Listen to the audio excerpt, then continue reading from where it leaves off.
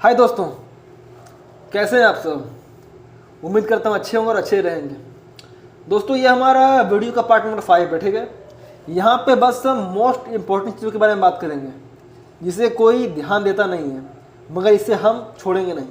देखिए, अगर आपका पीसीबी में 5 वोल्ट बन रहा है, 12 वोल्ट बन रहा है, ठीक है, मेरे से ख़राब नहीं है, सब कुछ ओके है, सप्लाई स्विच का ही बन रहा है, तो सही बात है, आपका पीसीबी ऑन होगा ही होगा।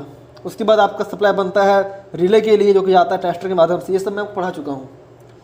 मगर कई बार क्या होता है सर कि आप परेशान हो जाते हो, रेगुलेटर को चेंज कर करके, मेन एसी चेंज करके, जीनर चेंज करके, सब कुछ आपने चेंज करके फेंक दिया। उसके बाद भी आपका पीसीबी जो है सर वो डेड में चला गया है, पीसीबी आपका वर्क में नहीं आ रहा है। तो क्या फॉल्ट हो सकता है सर। देखिए, क्या है सर जी कि मेन एसी जो होता है ना, इसको चलने के लिए सिर्फ VCC नहीं चाहिए, VCC के साथ ग्राउंड भी चाहिए। कोई भी आईसी तब तक वर्क नहीं करता है जब तक उसको प्लस माइनस दोनों ना मिले। दोनों मिलेगा तभी चलेगा, ठीक है।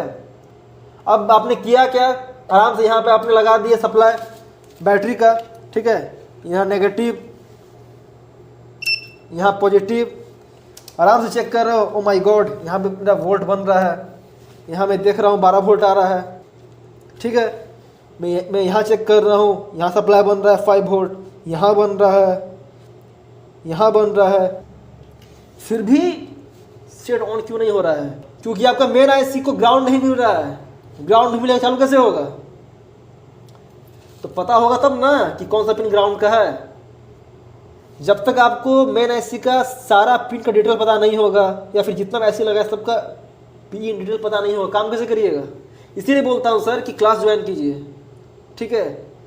और अगर आप लोग इन्वर्टर रिपेयरिंग सीखना चाहते हैं ऑनलाइन, तो नीचे डिस्क्रिप्शन में जाके मेरे व्हाट्सएप पे अपना फुल एड्रेस और नाम लिख के भेजिए। वहाँ पे आपको क्लास की जानकारी दे दी जाएगी। उसके बाद आप इन्वर्टर रिपेयरिंग के मास्टर बन जाओगे, दैट्स माय प्रॉमिस। यहाँ पे आपने चेक कर लिया, वोल्ट बन रहा है 5 वोल्ट, फिर भी ऑन नहीं हो रहा है। क्या फॉल्ट हो सकता है? ग्राउंड नहीं मिल रहा है। तो ग्राउंड का पिन कौन सा है? चलिए कोई नहीं, इतना तो मैं आप सभी के लिए कर ही सकता हूँ सर।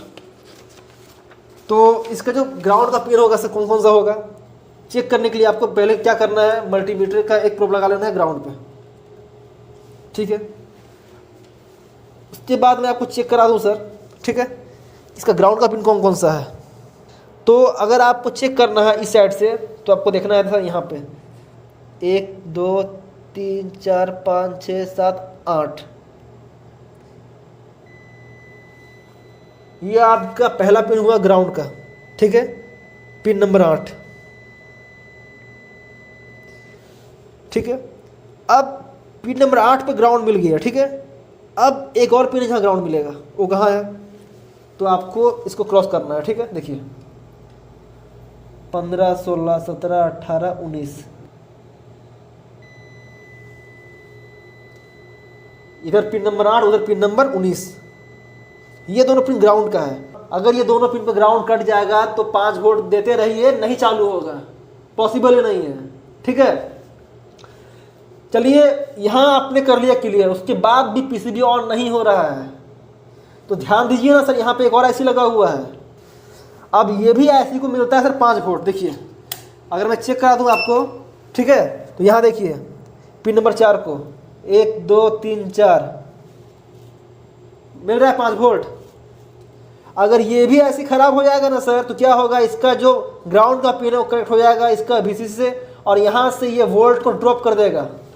यानी जो भी कंपोनेंट 5 वोल्ट से चलता है, जो भी ऐसे 5 वोल्ट से रन कर रहा है, अगर वो ख़राब हो जाए, ठीक है, अगर वो शॉर्ट हो जाए, 5 वोल्ट ड्रॉप करेगा ही करेगा, ठीक है।